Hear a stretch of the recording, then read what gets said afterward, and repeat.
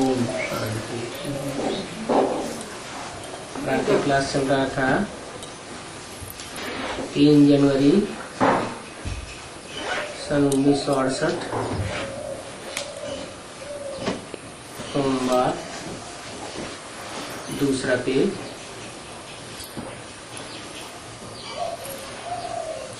बात चल रही थी सुख का वर्षा तुम बच्चों को कल्प कल्प मिलता चला आया है और स्वर्ग की स्थापना तो कल्प कल्प होती ही है ना। परंतु ये किसी को पता नहीं है कि 5000 वर्ष बाद चक्र रिपीट करता है। मनुष्य तो बिल्कुल ही घोर अंधेरे में। अभी तुम तो घोर सोजरे में आ गए हो। जानते हो कि स्वर्ग की स्थापना तो बाप ही करेंगे और कोई मनुष्य मात्र गुरु तो स्वर्ग की स्थापना कर ही नहीं सकते। ये तो गायन भी है कि भंबोर को आग लगी तो भी अज्ञान नींद में सोए रहे। अभी ये फिर रिपीट होना है। भक्ति को अज्ञान मार्ग कहा जाता है और ये है ज्ञान। वेद का बाप ही ज्ञान का सागर है और जो भी बाप हैं वो सब हद के हैं। जो हद के बाप होते हैं उनमें हद की नॉलेज है। बेहद के बाप में बेहद की नॉलेज है।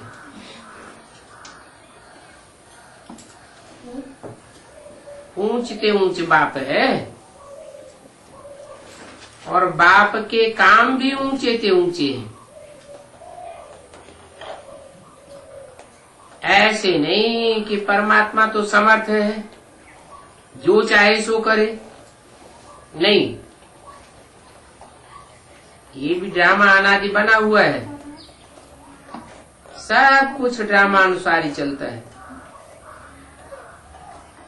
लड़ाइयों आदि में भी कितने मरते हैं, ये भी ड्रामा की नूद है। इसमें भगवान क्या कर सकते हैं? अर्थक्वेक होती है फिर कितना शोर करते हैं कि हे भगवान, परंतु भगवान क्या कर सकते हैं? भगवान को तो तुमने बुलाया ही है कि आकर के विनाश करो।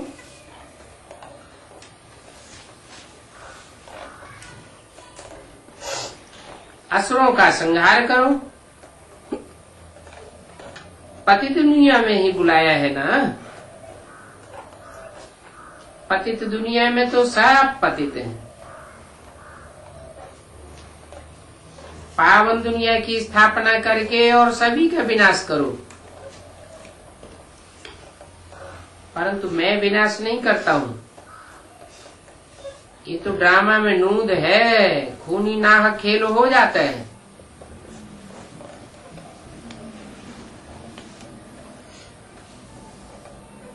तुमने ही कहा है कि पावन बनाओ तो जरूर पतितात्माएं जावेंगी ना। कई तो बिल्कुल ही नहीं समझते, श्रीमत का भी अर्थ नहीं समझते हैं। नहीं समझते हैं तो बंदर हुए, एकदम 100% पत्थर बुद्धि। भगवान क्या है, ड्रामा क्या है, कुछ भी समझते नहीं। कह देते हैं कि मनुष्य जो कह देवे सो ही होगा। इनको कहा जाता है पत्थर बुद्धि। कोई बच्चा ठीक नहीं पढ़ता है तो माँ बाप कह देते हैं तुम तो जैसे पत्थर बुद्धि हो। परंतु सतयुग में तो ऐसे नहीं कहेंगे। कलयुग में है सभी पत्थर बुद्धि। पारस बुद्धि तो यहाँ पर कोई भी हो नहीं सकता। आजकल तो देखो मनुष्य की कितनी ग्लानि करते रहते हैं और क्या क्या काम करते रहते हैं। एक हार्ट निकाल करके दूसरा डाल देते हैं। अच्छा, इतनी मेहनत करके फिर क्या किया? इससे क्या फायदा होगा? बहुत रिद्धि सिद्धि सीख करके आते हैं, फायदा कुछ भी नहीं। भगवान को तो याद ही इसलिए करते हैं कि हमको आकर के पावन बनाओ, तो जरूर आते होंगे, पावन दुनिया का मालिक बनाते होंगे। हम पतित दुनिया में रहकर दुखी हो गए हैं तो बुलाते हैं। सतयुग में तो कोई बीमारी दुख आदि की बात होती नहीं है। अभी बाप द्वारा ही तुम कितना उच्च पद पाते हो।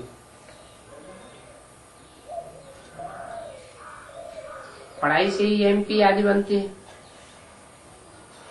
फिर वो कितने भवके में मगरूरी में रहते हैं, बहुत खुश रहते हैं। तुम बच्चे हो, बाकी थोड़े रोज जिएंगे, पापों का बोझा तो सिर पर बहुत है, बहुत सजाएं खावेंगे। पतित तो अपने को कोई कहते ही नहीं है, विकार में जाना भी पाप नहीं समझते, पाप आत्मा बनते हैं ना। कहते हैं गृहस्थ आश्रम तो अनादि चला आता है, समझाया जाता है। सत्युग त्रेता में पवित्र गृहस्थ आश्रम था, वहाँ पापात्माएं नहीं थी। यहाँ तो भ्रष्टाचारी पापात्माएं, भ्रष्ट इंद्रियों से पाप कर्म करते रहते हैं, इसलिए दुखी हैं। एमपी आदि बनना तो ये अल्पकाल का सुख। बीमार हुआ और ये मरा, मौत तो मुंह खोल करके खड़ी है। अचानक कोई का भी हार्ट फेल हो जाता है। यह है ही अल्पकाल कागविष्टा समान सुख। वहां तो तुमको अथाह सुख होंगे, तुम सारे विश्व के मालिक बनते हो, कोई प्रकार का दुख नहीं होगा। न गर्म हवाएं होंगी न ठंडी हवाएं होंगी, सदा बहार मौसम होगा। 5 तत्व भी कंट्रोल में रहते हैं। तो देखो रात दिन का फर्क है। स्वर्ग के लिए ही बुलाते हैं, आकर के पावन दुनिया स्थापन करो, हमको पावन बनाओ। बाबा मुरली में डायरेक्शन देते हैं, कहते हैं ये तो हर एक चित्र पर लिख दो, तो बार बार शिव बाबा याद आवेंगे। ज्ञान भी देते रहेंगे। म्यूजियम अथवा प्रदर्शनी के सर्विस में ज्ञान और योग दोनों इकट्ठे चलते हैं।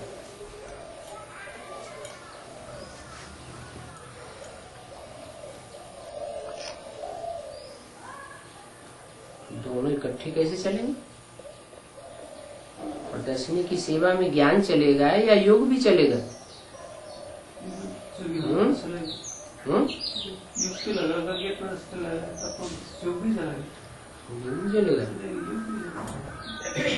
जड़ चित्रों की प्रदर्शनी में योग नहीं चलेगा।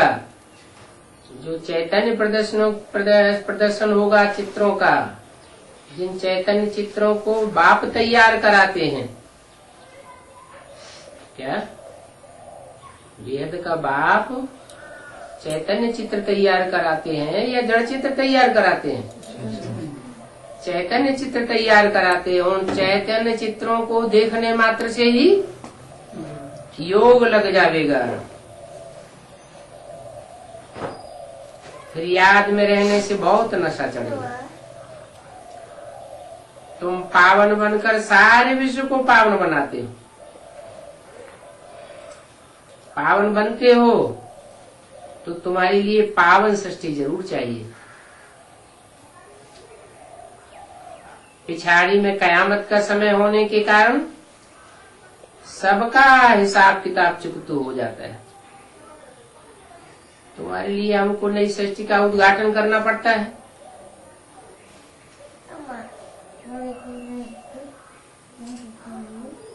फिर नए नए म्यूजियम खोलते रहते हैं पवित्र बनाने के लिए।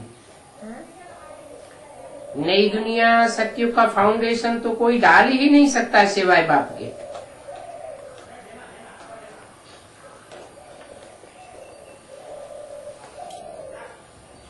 जो भी धर्म पिताएं आए, आने के बाद दुनिया नई बनती गई या पुरानी बनती गई? पुरानी दुनिया बनती गई। बाप आते हैं तो नया संगठन, नई दुनिया का उद्घाटन करते हैं। तो म्यूजियम आदि का उद्घाटन बड़े बड़े आदमियों से कराते हो ताकि आवाज हो जावे, मनुष्य समझेंगे यहाँ बड़े बड़े लोग भी आते हैं।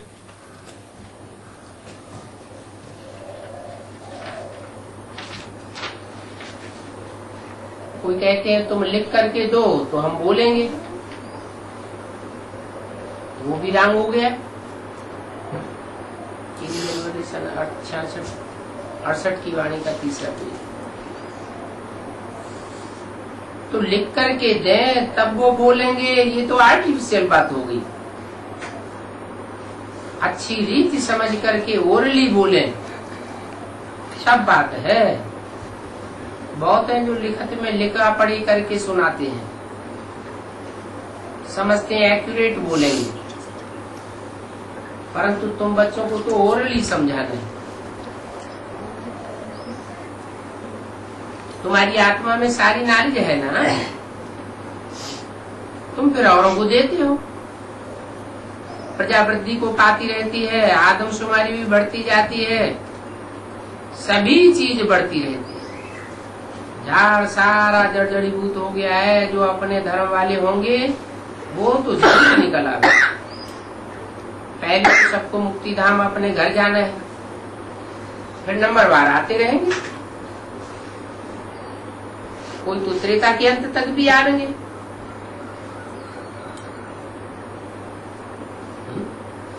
त्रेता के अंत तक आवेंगे,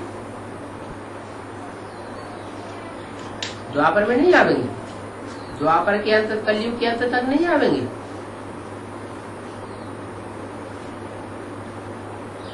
नंबरवार आते रहेंगे। माने जो बाप के बच्चे बनेंगे पढ़ाई पढ़ने वाले, वो तो नंबरवार आवेंगे। भले ब्राह्मण बनते हैं, परंतु ब्राह्मण कोई सभी सतयुग में नहीं आते हैं।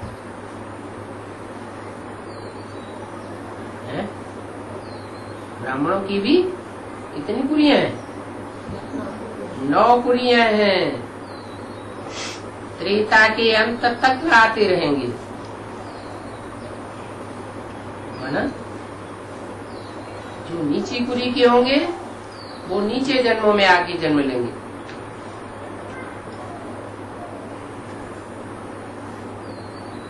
सूर्यवंशी चंद्रवंशी जब खलास हो जाएंगे फिर तो गिरने का युग है, गिरते रहेंगे। ये सब समझने की बातें हैं। बाबा जानते हैं कि राजधानी स्थापन होती है, सभी तो एक रस नहीं समझ सकते। राजाई में तो सब वैरायटी चाहिए ना। राजधानी को अंदर कहा जाता है और प्रजा को बाहर कहा जाता है। क्यों? राजधानी के अंदर कौन आवेंगे?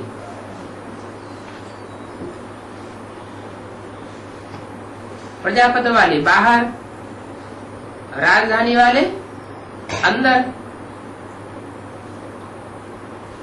नंबरवार उच्च पद पाने वाले होंगे। राजाई की धारणा शक्ति धारण की है ना। अंदर वाले जो होते हैं वो राजाई की डायनेस्टी में रहते हैं। बाबा ने समझाया था वहां वजीर आदि की दरकार नहीं है, क्यों? वजीर आदि की दरकार राजाओं को तब होती है जब राजाएं भिखारी होते हैं, बुद्धि भिखारी बन जाती है। वहां तो है ही पावन बुद्धि। उन्हों को श्रीमत मिली है जिससे ये बने हैं। फिर जो श्रीमत से श्रेष्ठ बने हैं वो थोड़ी कोई से राय लेंगे। वजीर, पर्सनल असिस्टेंट आदि कुछ भी वहां नहीं होते। फिर जब पतित होते हैं तो पहले पहले एक वजीर, एक राजा, एक रानी होती है।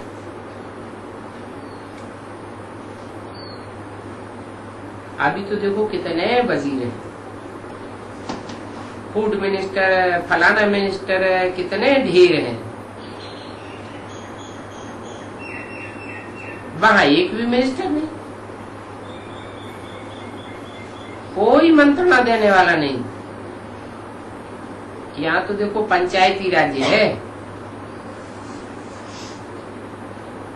एक पंच की मत न मिले दूसरे से।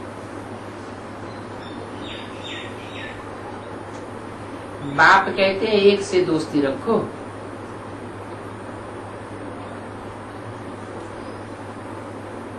पंचायत में एक से दोस्ती रखो, उसको समझाओ, वो काम करेंगे।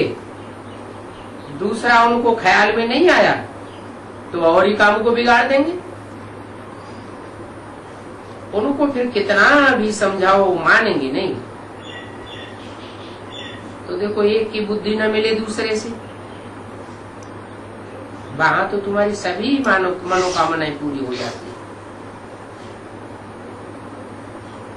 यहाँ तुमने कितना दुख उठाया है, इसका नाम ही है दुखधाम। दुखधाम में सब दुखी हैं। दुखधाम में भक्ति मार्ग, भक्ति मार्ग में कितने धक्के खाते रहते हैं, वो है ही गिरने का मार्ग। क्यों? भक्ति मार्ग गिरने का मार्ग क्यों है? एक रास्ता बताएगा, दूसरा दूसरा रास्ता बता देगा, तीसरा आएगा तीसरा रास्ता बता दे, चौथा गुरु आएगा चौथा रास्ता बता देगा। तो कोई पक्का ठिकाना तो मिलता ही नहीं, इसलिए गिरते ही रहते हैं। परंतु ये भी ड्रामा है, ड्रामा में सब नूद है।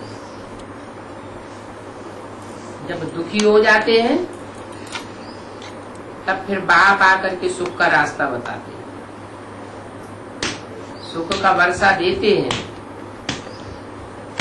बाप ने तुम्हारी बुद्धि कितनी खोल दी है, कैसे खोली है?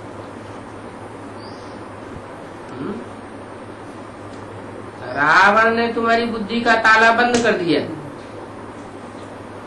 माया ने गॉडरेज का ताला लगा दिया, और बाप तुम्हारी बुद्धि खोल देते हैं। कैसे खोल देते हैं? क्या ज्ञान देते हैं? ज्ञान देते हैं पहले पहले कि तुम बिंदु आत्मा हो, तुम देह नहीं। ये है पहली चाबी। तुम बिंदु आत्मा, तुम्हारा बाप ज्योति बिंदु। देह को याद करेंगे तो बुद्धि मिट्टी में मिल जाएगी। आत्मा के स्वस्वरूप को याद करेंगे तो पारस बुद्धि बनेंगे। सूक्ष्म को याद करेंगे तो बुद्धि सूक्ष्म बनेगी। तो तुम्हारी बुद्धि खुल जाती है। सूक्ष्म बुद्धि में ज्यादा ज्ञान बैठेगा या स्थूल बुद्धि में ज्ञान बैठेगा? देह को याद करते करते स्थूल बुद्धि बन गए। मनुष्य तो कह देते हैं साहूकारों के लिए स्वर्ग है, गरीब नरक में है। तुम तो यथार्थ रीति जानते हो कि स्वर्ग किसको कहा जाता है, किसको कहा जाता है?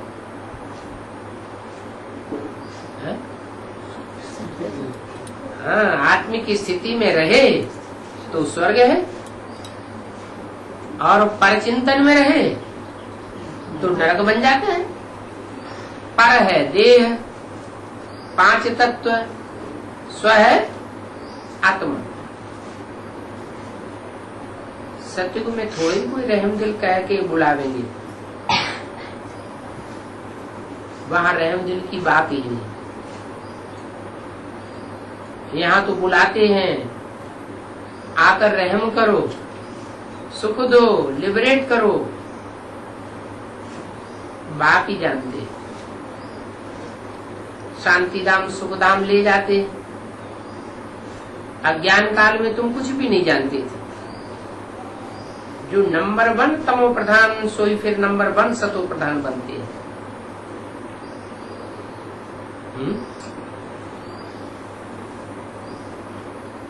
नंबर 1 सतो प्रधान कौन और नंबर 1 तमो प्रधान कौन?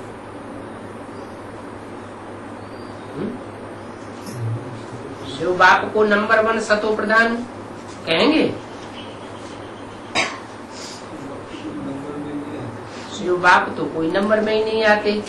नंबर में आवे तो 5000 वर्ष के चक्कर में भी आए। तो नंबर 1 सतो प्रधान कौन बनता है?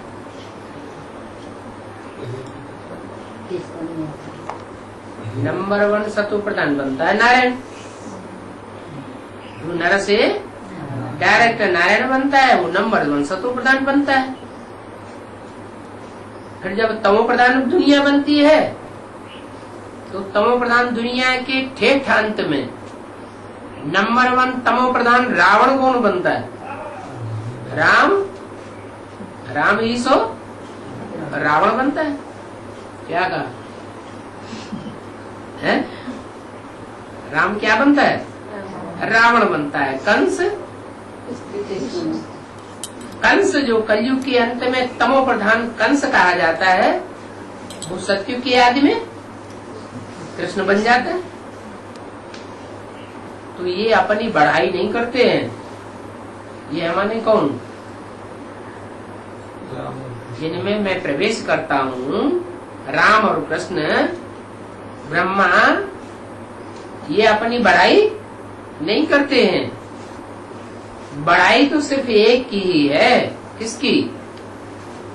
जो न तमो प्रधान बनता है न सतो प्रधान बनता है। लक्ष्मी नारायण को भी ऐसा सतो प्रधान बनाने वाला तो वो है ना। कौन? ये किसने बोला? लक्ष्मी नारायण को ऐसा सतो प्रधान बनाने वाला तो वह है ना। ये किसने बोला? शिव बाप ने बोला। लक्ष्मी नारायण को सतो प्रधान बनाने वाला वह है। वह कौन है सतो प्रधान बनाने वाला? शिव बाप बोलेंगे ऐसे? लक्ष्मी नारायण को तो सतो प्रधान बनाने वाला तो वह है। कौन बोल रहा है? ब्रह्मा ने बोला कि लक्ष्मी नारायण को भी सतो प्रधान बनाने वाला वह है। जो आने वाला पार्ट है, जिसमें परमात्मा शिव प्रवेश करके बाप के रूप में पार्ट बजाएंगे, वो है। ऊंच ते ऊंच भगवान बनाते हैं। ऊंच ते ऊंच भगवान क्या बनाते हैं? ऊंच ते ऊंच नारायण बनाते हैं। बाबा जानते हैं सब तो ऊंचे नहीं बनेंगे। पढ़ाई तो ऊंच ते ऊंच बनने की पढ़ाते हैं, लेकिन सब ऊंच बनेंगे नहीं। फिर भी ऊंच बनने के लिए पुरुषार्थ तो करना पड़े। ये तुम ही जानते हो कि नर से नारायण कैसे बनते हैं।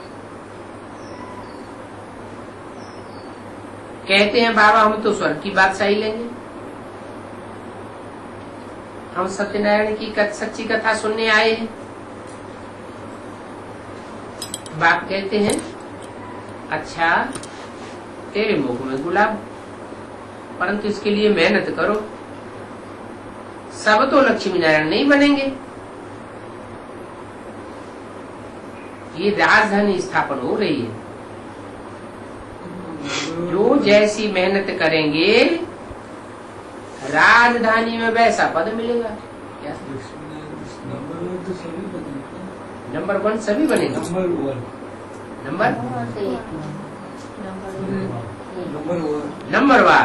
नंबरवार बनेंगे। राजधानी स्थापन हो रही है तो राजधानी में या मिलिट्री में तो सब नंबरवार ही होते हैं। राजाई घराने में, प्रजा घराने में बहुत चाहिए।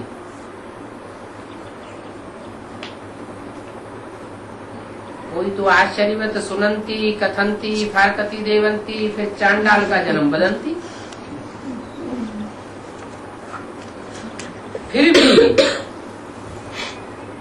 जो छोड़ के चले जाते हैं आ जाते हैं। चांडाल पद की शूटिंग करने के बावजूद भी फिर आ जाते हैं। अपनी कुछ न कुछ उन्नति कर लेते हैं तो चढ़ पड़ेंगे।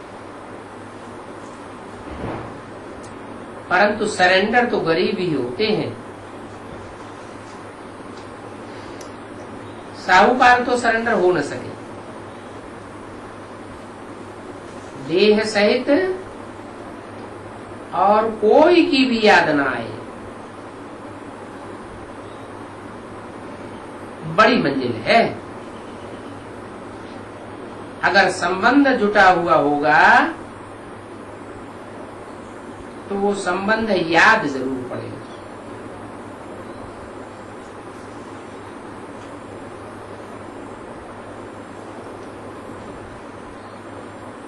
बाप को क्या याद पड़ेगा? है? बाप को क्या याद पड़ेगा? बाप की बुद्धि का कोई से संबंध जुट जाता है क्या? है? है?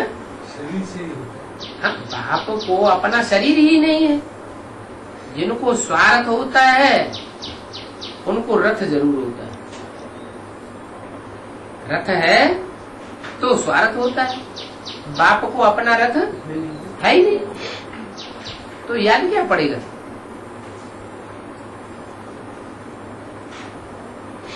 तो देखो पुरुषार्थ करने में कितनी मेहनत करनी पड़ती है।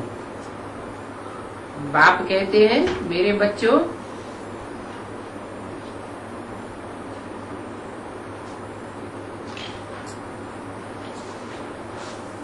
उत्तम मध्यम और कनिष्ठ तो होते हैं ना। मेरे बच्चों में भी कोई उत्तम है, कोई मध्यम है और कोई कनिष्ठ है। दूसरे कोई आते हैं तो भी समझते हैं ये पति दुनिया की है। फिर भी यज्ञ की सर्विस करते हैं तो उनको आदर देना पड़ता है। बाप युक्तिबाज तो है ना, नहीं तो ये है tower of silence. Holiest of Holi tower है। होलीएस्ट ऑफ होली बाप सारे विश्व को होली बनाते हैं। बाप कहते हैं मुझे ड्रामानुसार आना ही पड़ता है। तुम बच्चों को होली बनाने के लिए कोई का दोष नहीं है। पतित बने हैं ड्रामा प्लान अनुसार। अभी मैं आया हुआ हूँ पावन बनाने, तो अब पावन बनो ना, स्वर्ग का मालिक बन जाएंगे। इस खेल में मेरा भी पार्ट है। क्या ये जो 5000 वर्ष का खेल है, इस खेल में आखिरी मेरा भी पार्ट है। सुखधाम शांति धाम ले जाने का पार्ट है। पार्ट बजाया,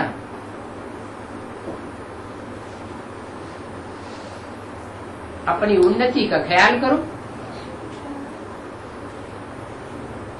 3 जनवरी सनर्षि की वाणी का 4था पेज। ऐसे नहीं जो ड्रामा में होगा तो हम करेंगे, नहीं, पुरुषार्थ तो करना ही है। पुरुषार्थ बगैर किसको पानी भी नहीं मिल सकता।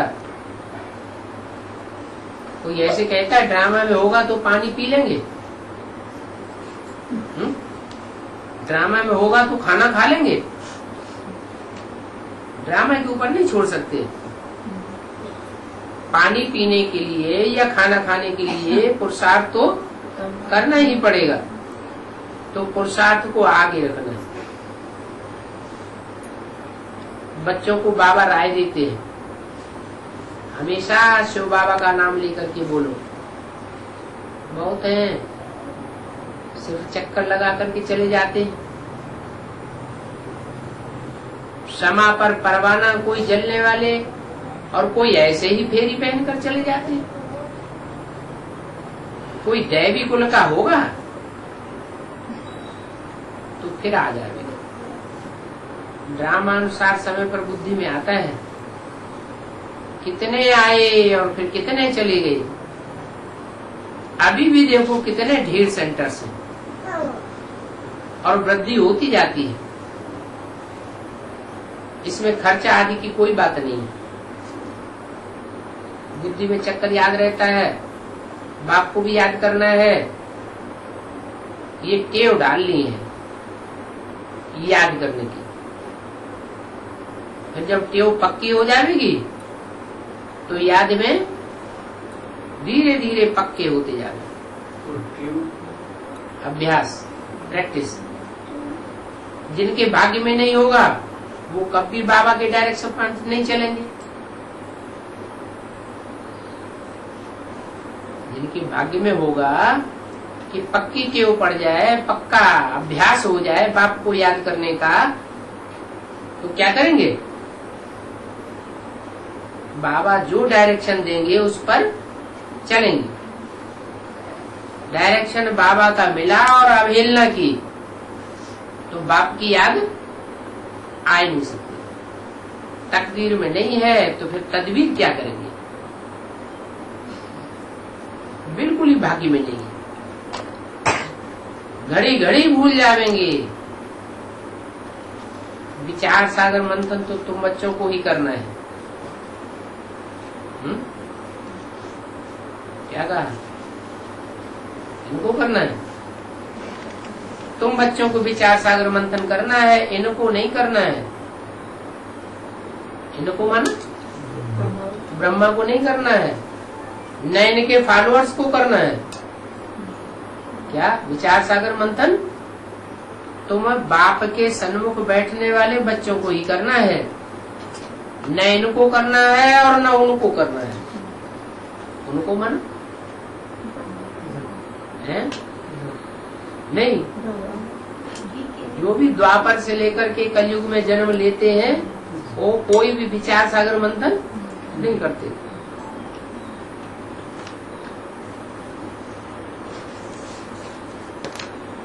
विचार सागर मंथन करेंगे तो अच्छे अच्छे पॉइंट्स निकलेंगे, फिर दूसरों को भी समझाएंगे। परंतु खुद धारणा नहीं करेंगे तो झोली भरेगी नहीं। ये तो समझ सकते हैं ना, प्रदर्शनी में बच्चे कितनी मेहनत करते हैं। समझाते समझाते गला ही घुटता जाता है। ऊंच बनने के लिए मेहनत भी करनी पड़ती है। जो सर्वस्वी बच्चे होते हैं उनको तो बहुत खुशी रहती है, समझते हैं हमें गांव गांव में जावे, जाकर के प्रोजेक्टर पर समझावे। बल स्लाइड्स आदि इतने अच्छे नहीं बने हैं। योग का जौहर नहीं है तो काम भी अच्छा नहीं होता है। नहीं तो प्रोजेक्टर के चित्र बहुत ही फर्स्ट क्लास होना चाहिए। बात तो समझाते रहते हैं, पुरुषार्थ कराते रहते हैं, खबरदारी बहुत रखनी पड़ती है। दुनिया बड़ी गंदी है। ब्रह्मा कुमारियों का नाम सुनने से ही फिर हाहाकार मचाए देते हैं।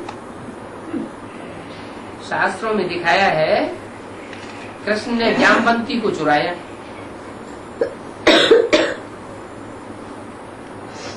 यह किया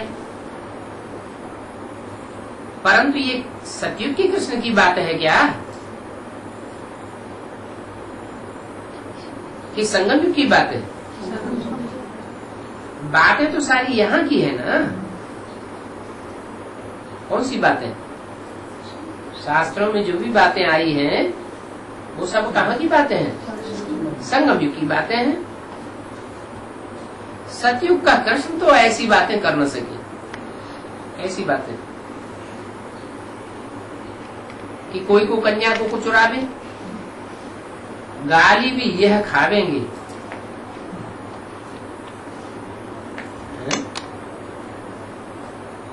खावेंगे मैंने अभी नहीं खाते थे, 68 की बात है ना, तब नहीं खाते थे। उस समय कहा जामवंती को चुराने की बात? चुराने की बात कहाँ है? एडवांस में है या यह है? शिव बाबू को तो गाली दे न सके कोई।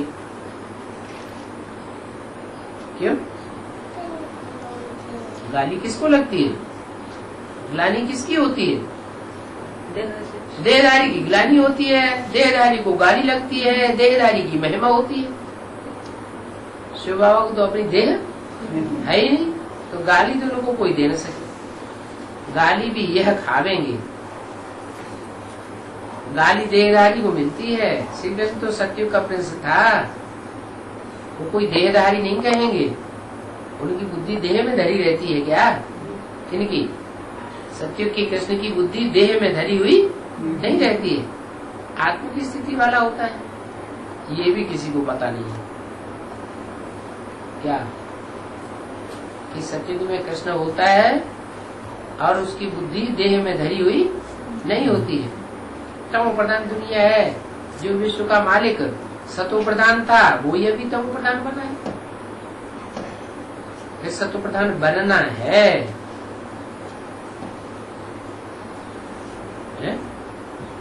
किसकी बात की?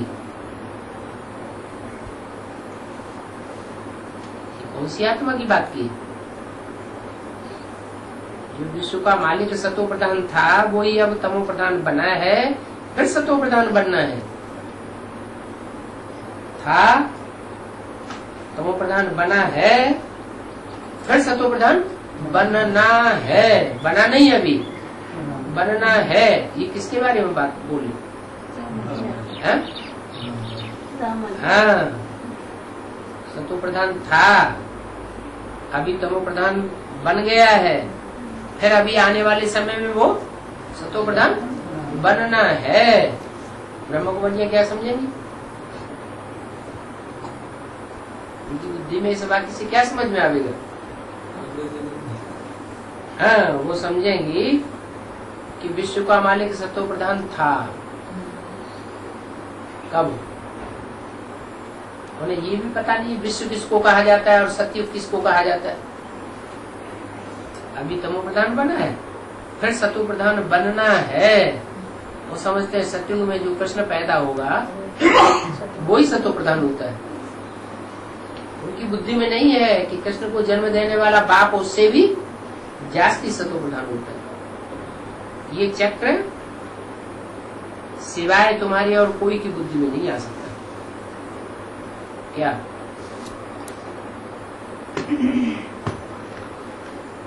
कि कौन विश्व का मालिक सतो प्रधान बनता है, फिर कैसे तमो प्रधान बनता है, ये चक्र तुम्हारी बुद्धि में आता है। गीता में श्री कृष्ण भगवान वाच लिख दिया है। कितनी झूठ बात है, किसने लिखा होगा?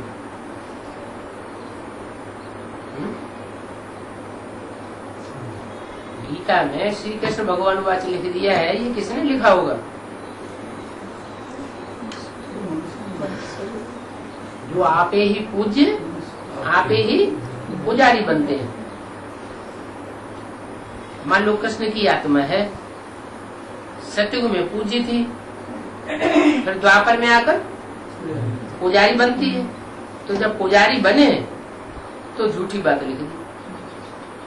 अपने अपने शास्त्रों में अपनी अपनी कथा कहानी लिख देते हैं। सर्वोत्तम है गीता, उनका भगवान पुनर्जन्म रहित, गीता का भगवान, गीतापति भगवान पुनर्जन्म रहित, उनके बदली नाम फिर कृष्ण का डाल दिया। कहाँ की यादगार? पुनर्जन्म रहित होना कहाँ की यादगार है?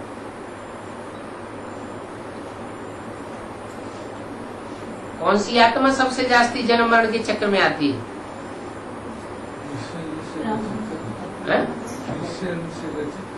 निश्चय अनिश्चय के चक्र में कौन सी आत्मा सबसे जास्ती आती है? निश्चय माना जीना, अनिश्चय माना मरना। कौन सी आत्मा है जो निश्चय अनिश्चय के चक्र में सबसे जास्ती आती है? यही जिसको कहा है वास्तव में ये ब्रह्मा तुम्हारी जगदम्बा है, परंतु तन पुरुष का है। तो ये ब्रह्मा जो है जब कोई माता के तन में प्रवेश करता है तो माता बहुत अनिश्चय अनिश्चय के चक्र में आती है। पीपल का पत्ते के मुआफिक डोलता है। ऐसे पीपल का पत्ता होता है ना, थोड़ी सी हवा का झोंका लगा और बहुत डोलेगा। ऐसे ही पीपल पत्ते के मुआफिक मन डोलता है। अभी अभी निश्चय, अभी अभी अनिश्चय। तो निश्चय अनिश्चय के चक्र में आने वाला भगवान होगा, गीता का भगवान होगा, या निश्चय अनिश्चय के चक्र में आने वाला मनुष्य आत्मा होगा। मनुष्य आत्मा निश्चय अनिश्चय के चक्र में आ सकती है। भगवान जिसमें पाठ भगवान के रूप में बजाएगा वो तो अडोल ध्रुव तारे की मुसल निश्चयवान दृढ़ होगा।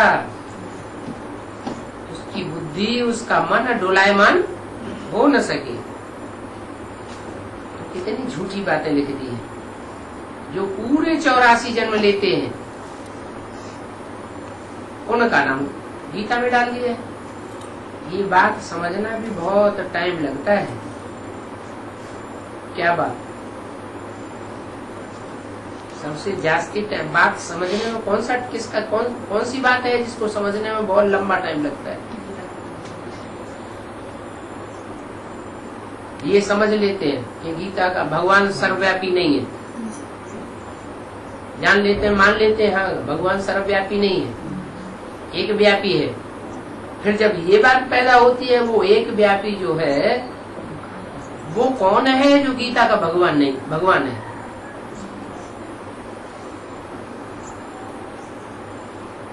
अभी पूछा जाए एक व्यापी है या नहीं है तो उन्हें तो यही पता नहीं है कि एक व्यापी क्या होता है। सिर्फ कहते हैं भगवान सर्वव्यापी नहीं है। सर्वव्यापी नहीं है इससे क्या साबित होता है कि एक व्यापी है? तो जो एक व्यापी है कौन है, कहाँ है, तो कुछ बता ही नहीं सके। कि गीता का पॉइंट समझने में बहुत टाइम लगता है। बड़े बड़े पंडित लोग समझ जाएं ये बड़ी भारी भूल है।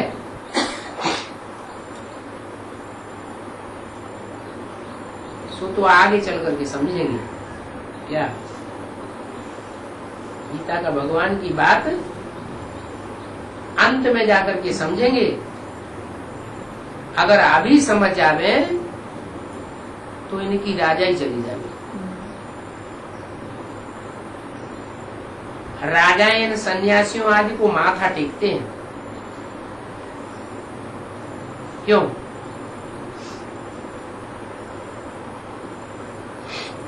राजाएं माथा क्यों टेकते हैं सन्यासियों को? क्योंकि सन्यासी पवित्र रहते हैं और राजाएं अपवित्र रहते हैं।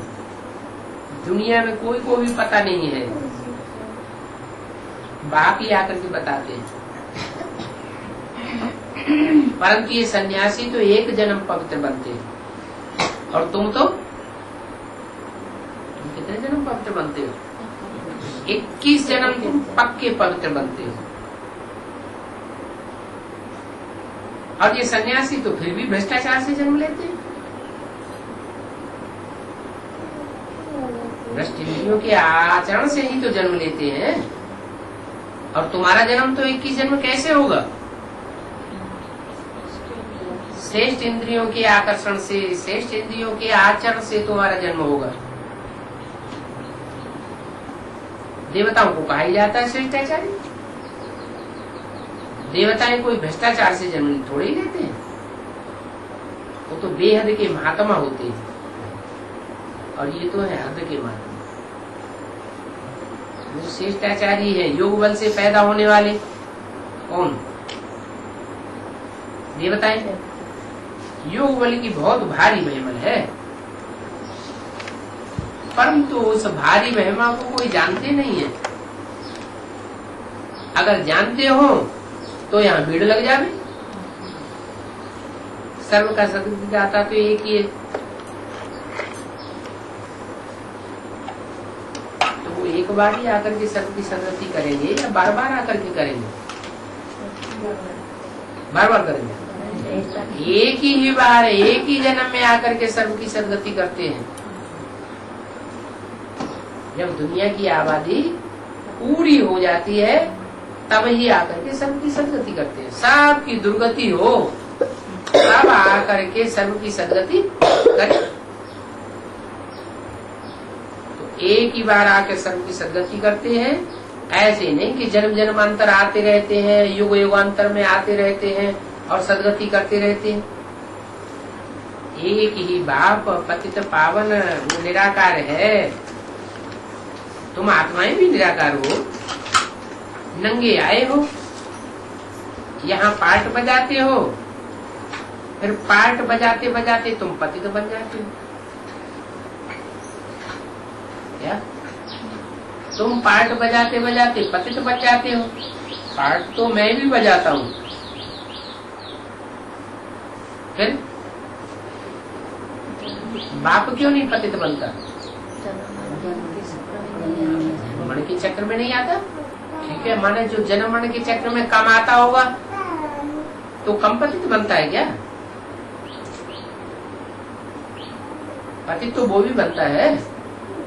मान लो कोई एक जन्म लेता है 5000 वर्ष में, तो पतित बनता है या नहीं बनता है? पतित तो बनता है। हाँ, क्योंकि मुझे अपने शरीर का कोई मोह नहीं। तो तुम यहाँ पार्ट बजाते बजाते पतित बन गए हो, तो फिर मुझे आकर के पावन बनाना पड़ेगा। पावन बनाने वाला जरूर चाहिए। ऐसे नहीं कि हम अपने आप अपने पुरुषार्थ से पावन बनते रहेंगे, या ब्रह्मा के द्वारा शिव ने आकर के पढ़ाई पढ़ा दी, मुरली चला दी, बाद में ब्रह्मा ने शरीर छोड़ दिया, हम अपने पुरुषार्थ से पावन बनते रहेंगे? नहीं। एक चाहिए जो सब पतितों को आकर के पावन बनाए। अनेकों से बनते हैं पतित और एक से बनते हैं पावन। बाप आकर के ऑलराउंड कितना समझाते हैं, परंतु कोई कोई को माया ऐसी थप्पड़ मार देती है जो बात मत पूछो। बाप तो सारी बातें समझाते हैं, परंतु समझने वाले फिर नंबरवार समझते हैं। बाप जो समझाते हैं, जो ज्ञान देते हैं, ये बड़ी ईश्वरीय लॉटरी है। लॉटरी में टिकट लेते हैं ना, टिकट तो लेते हैं,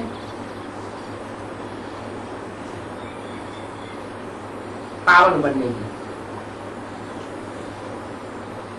टिकट सब ले लेते हैं पावन बनने की, फिर दौड़ी पहन नहीं सकते हैं, तो फिर गिर पड़ते हैं।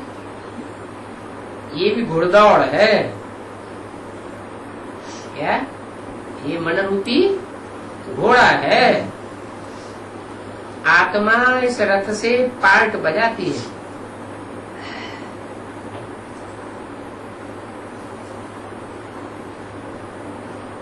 घोड़ा इस रथ में लगा हुआ है, फिर रथ को छोड़ करके भागती है। ये मन बुद्धि रूपी आत्मा इस रथ को छोड़कर भागती है। जो याद की यात्रा में अच्छे होंगे वो अच्छी रीति दौड़ेंगे। बच्चों को समझाया गया है कि मनसा में भल कितने भी तूफान आए और बहुत तूफान आवेंगे, परंतु कर्मणा से कोई पाप कर्म न हो जाए। वैद्य लोग कहते हैं कि बीमारी सारी बाहर निकलेगी। वैद्य लोग दवाई देते हैं तो कहते हैं तुम्हारी सारी अंदर की बीमारी बाहर निकलेगी। बाप भी कहते हैं तूफान बहुत आवेंगे, खबरदार रहना है। आज अभी टाइम पड़ा हुआ है, फिर मैं बता दूंगा क्या आगे जब टाइम आवेगा तो मैं बता दूंगा। अभी थोड़ा टाइम है, फिर देख लेना कैसे पुरुषार्थ करते हैं। अभी तो पुरुषार्थ करने वाले बहुत हैं जिनको निश्चय भी नहीं है। जो याद में रहते हैं वो बहुतों का कल्याण करते हैं। योग ही नहीं है तो पद क्या पावेंगे, मदद क्या करेंगे। इसमें बड़ी विशाल बुद्धि चाहिए। अच्छा, मीठे मीठे सिकील दे बच्चों को।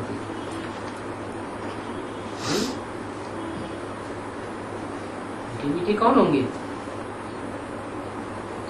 देह भान में होंगे तो मीठे मीठे होंगे। देह अहंकार चढ़ा हुआ होगा तो मीठे मीठे होंगे या कड़ुए होंगे? तो कड़ुआपन भरा हुआ होगा। मीठे मीठे कौन होंगे? जो आत्मिक स्थिति में होंगे वो मीठे मीठे होंगे। देखने से ही पता चलेगा बहुत मीठे है। और फिर सिकील दे बच्चों को। क्या सिकील दे किनको कहा जाता है? बहुत सिख से मिलते हैं। कोई बहुत बिछड़े हुए हो, जैसे कोई बच्चा बचपन में बिछुड़ गया हो माँ बाप से और फिर बड़ा होकर के अचानक मिल जाए तो कितने प्यार से मिलेंगे। तो ऐसे ही कौन से बच्चों को याद प्यार कौन से बच्चों को देते हैं? सिकील दे बच्चों को। तो वो बीके वाले सिकील दे बच्चे हैं या एडवांस वाले सिकील दे बच्चे हैं? कैसे, कहाँ बिछड़ गए, कहाँ मिले? हाँ, यज्ञ के आदि में कारण या कारण में बिछुड़ गए। क्या यज्ञ के आदि में पूरा ज्ञान नहीं था तो बिछुड़ गए, अभी अचानक आकर मिल रहे हैं। तो ऐसे सिकील दे बच्चों को रूहानी बाप व दादा। बाप भी कैसा है? रूहानी है। और दादा भी कैसा है? रूहानी है। कैसे है? रूहानी बाप कौन है और रूहानी दादा कौन है?